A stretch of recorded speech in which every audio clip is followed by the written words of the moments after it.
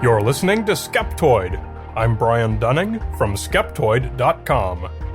Falling in to Mel's Hole. Today we're going to point our skeptical eye downward, down into the deepest hole in the world. Somewhere in the hills of eastern Washington state is said to be a bottomless pit.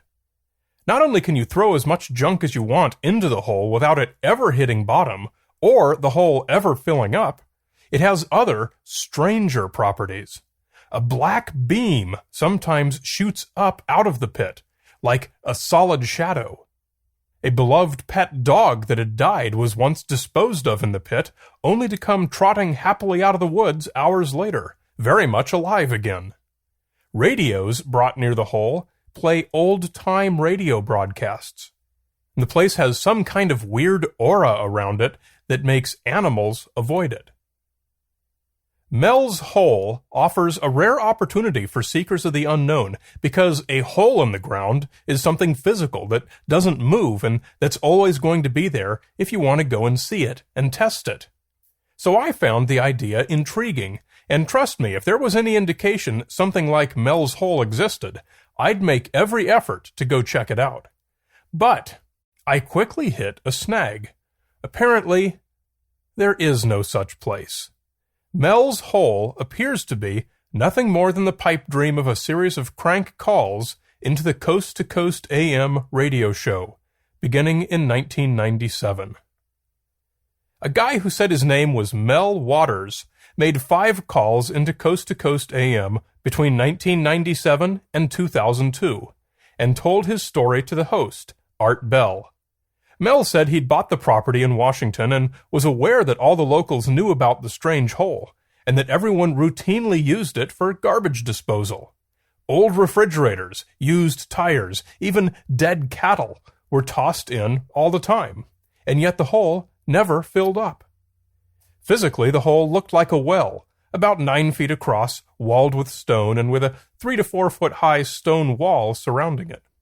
Personally, I'd like to have seen the operation that tiled the walls of a bottomless pit with stone, even if they only did the top portion. Must have been quite the acrobatic performance. Mel Waters said that 20 people used the hole regularly for disposal. In his latter Coast to Coast AM appearances, Mel stated that government agents in yellow suits raided his property, seized it, and paid him $250,000 a year to move to Australia and never discuss the hole again. They also removed it from Google Earth and doctored whatever public records were necessary to eliminate any evidence that Mel, his property, or his hole had ever existed. In logic, we call this a special pleading, an excuse invented to explain away any objection. Why is there no evidence? Of course, the government eliminated all the evidence. A gentleman named Gerald Osborne, who inexplicably calls himself Red Elk, despite claiming no Native American heritage, was the next to call into Coast AM to discuss Mel's Hole in September of 2008. Red Elk carries a piece of what he believes to be an alien spacecraft on a necklace, and lectures about impending apocalypse and reptoids who live beneath the surface of the earth. Red Elk states that the hole is between 24 and 28 miles deep, though he declines to explain how those limits were established. Red Elk has variously said either that he visited Mel's Hole as a young boy with his father in 1961, or that he goes there quite often. Yet, in a 2002 Seattle Times article documenting an expedition of enthusiasts trying to find Mel's Hole, Red Elk himself was there to lead the party, and yet he didn't seem to have any more idea where to look than anyone else did. Mel stated that he'd tried to measure the depth of the hole by lowering a weighted fishing line into it. He told Art Bell he'd lowered 80,000 feet of fishing line into the hole with a 1-pound weight at the end. He didn't say what pound test the line was or whether it was monofilament or braided. He did say he'd bought it in 5,000-yard spools. Now, I found these available online for $40 for the thinnest, cheapest 10-pound test line, all the way up to $1,300 for braided hollow core 130-pound line. So if Mel's on his 6th spool, he's got anywhere between 48 and 230 pounds of fishing line hanging, according to the published shipping weights of those spools that I was able to find. Would it hold? You also have to consider the temperature at that depth. Since we don't know where Mel's hole is supposed to be, we don't know the thickness of the Earth's crust there. Well, Washington State runs 65,000 to 130,000 feet thick. So it's possible that Mel's 80,000 feet is through solid rock and not viscous magma. We can calculate that the temperature of the rock at that depth is probably around 1,300 degrees Fahrenheit, or about 715 degrees Celsius, way hotter than any fishing line can exist. But who knows? Perhaps the unprecedented ability to remain cool and solid at any depth is another of Mel's hole's supernatural characteristics. That would be another special pleading. Mel himself seems to be something of a mystery. Enthusiasts of the hole have searched public records extensively and found nobody of that name living or voting or paying taxes in the area, found no unaccounted private property in the area, and found no property transfers that fit Mel's timeline of when he said he acquired the land. In short, every detail that Mel did share with Coast to Coast AM that was falsifiable has been falsified by amateur investigators interested in finding the hole. We have to conclude that Mel Waters was almost certainly a fake name. It wouldn't be the first or the last time Coast to Coast AM got hoaxed. In January 2008, the show received a call from a guy calling himself Gordon, a theoretical physicist who worked at a research facility.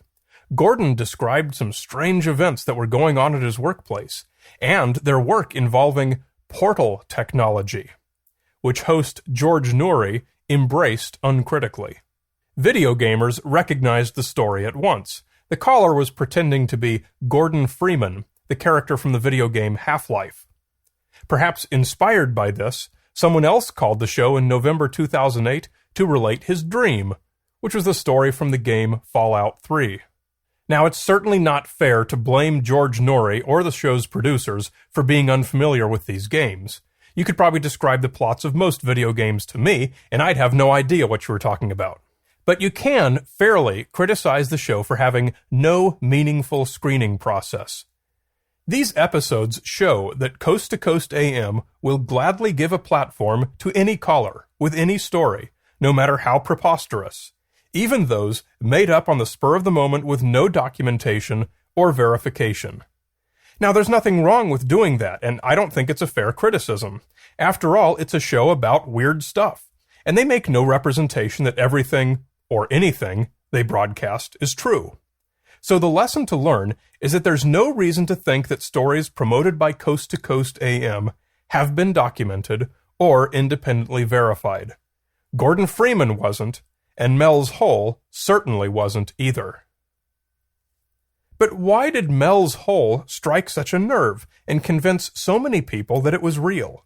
Believers and the merely curious set up a website, melshole.com, to share information and track progress on finding either Mel or his mysterious hole.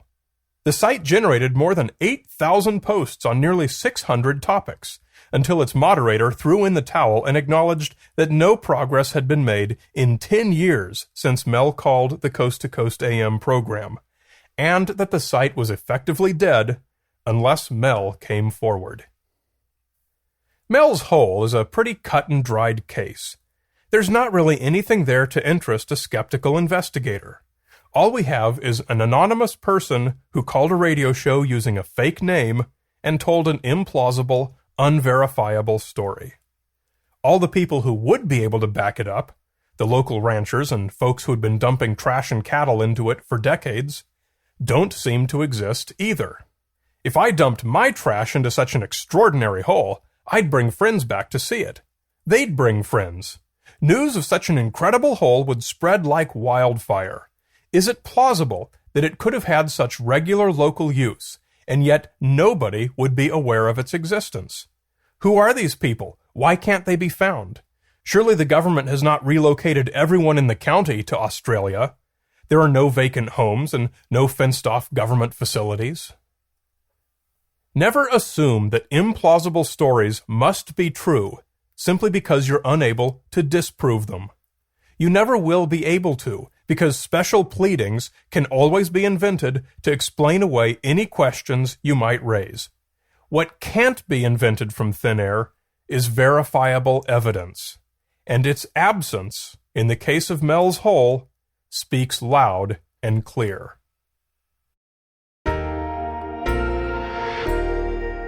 You're listening to Skeptoid. I'm Brian Dunning from Skeptoid.com.